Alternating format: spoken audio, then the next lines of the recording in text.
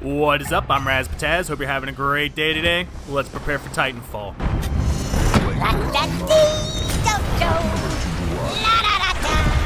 Enemy Titan destroyed. Hostile pilot contained and destroyed. So I've been playing the Titanfall 2 multiplayer pre-alpha tech test, the MPAT. And what this is they call it a pre-alpha. It's a beta. Let's not kid ourselves. This is a beta, and it's an advertised beta. They might be trying to do some stress tests here, but this is strictly for advertisement. They want to hype people up. They want people to play the game because the original game was good. The core gameplay was good. However, people complained, like 3, 4, 5, 6 months after the game launched, that the only things that they were getting were map packs. They weren't getting new Titans, they weren't getting new abilities, new weapons, that kind of thing. And in this day and age, that's honestly something that a lot of players are expecting. They want new stuff. They want a reason to keep coming back besides the game itself.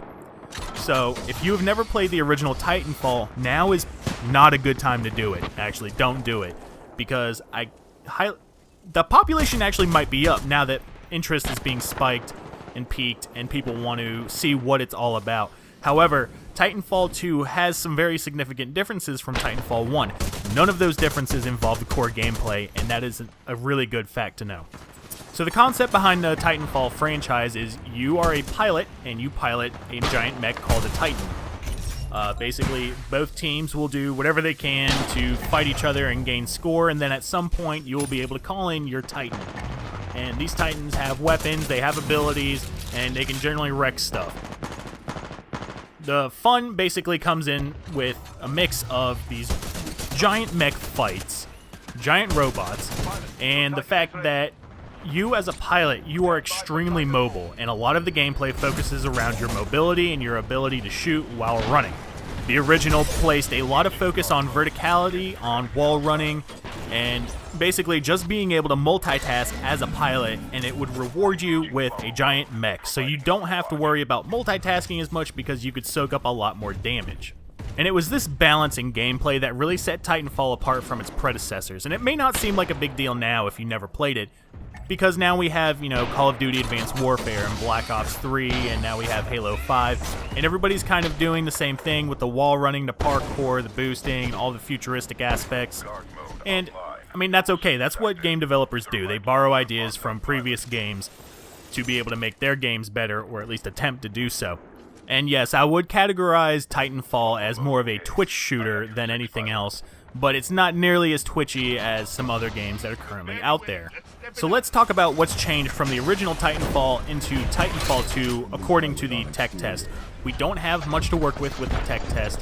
They've given us limited weapons, limited Titans. We actually only have 2 Titans to choose from. The original gave us 3 in total. But this game is supposed to have a lot more Titans, a lot more weapons, and a lot more options to go with it. However, one of the first things you're going to notice is that a lot of the weapons have carried over. We're going to have new tactical abilities. Like I said before, we're going to have more Titans. And the key point of the Titans is that they are not fully customizable anymore. In the original, they were fully customizable. You could choose which chassis you wanted to use, you could choose what weapon and what kind of abilities. And you have some of that to an extent, but each Titan now has its own distinct personality and function. You can choose some of the abilities, however it's within a strict set that you can choose from for that specific Titan. Obviously with the new game you're going to have new maps, new unlocks, new weapons, and just a little bit of new everywhere. One of the things I do want to cover that is new to me, this might have been in the original Titanfall, but I don't recall it being there, is a network system where basically you can create your own network for individuals to join based on a criteria that you feel is accurate. You have many settings, and you can create multiple networks. You get to give your network a name, it gets a clan tag. It's basically like a clan, but you can have multiples at the same time, only one active at a given time. You can put in a message for the day.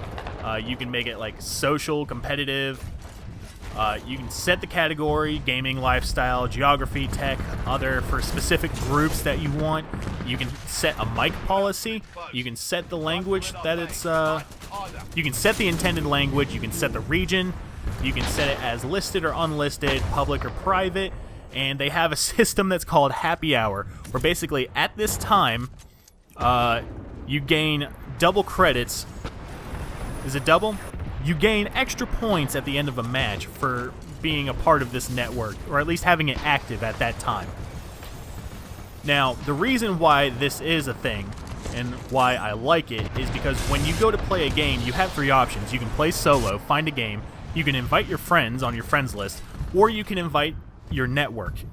You click invite network, and then it'll ask you to choose a game type. You pick the game type, and then it will send an invite to everyone within that network that is not currently in a game. And they have the option to hit a button to accept the invite and join your group, limited slots based on the game type. And there you go, instant group. The reason that this is amazing is because, quite frankly, that is super simple than just going through your friends list and asking people if they're available to join a match or if they want to wait or what's going on. Because they get the information for what you're playing, and if they want to play it, they click the button. If they don't have to. So you don't get like hurt feelings, and you don't have to really make anything mandatory. And honestly, in a console shooter, this is something that we needed, that we had no idea that we needed. I will go over the specific pilot and Titan abilities and weapons and all of that stuff at a later time, but this is all of the new surface stuff that you can expect to find in Titanfall 2. And the takeaway I want you to get from this is that if you played the original Titanfall, the core gameplay and the core feel is still very much there. So you do not need to worry about it if that was the part you enjoyed, like I did. I really enjoyed the gameplay. It just got stale after a while because there was nothing new to do, and you were playing the same people over and over due to half a population. Hopefully the same thing won't happen with this, but only time will tell. Alright guys, thanks for watching.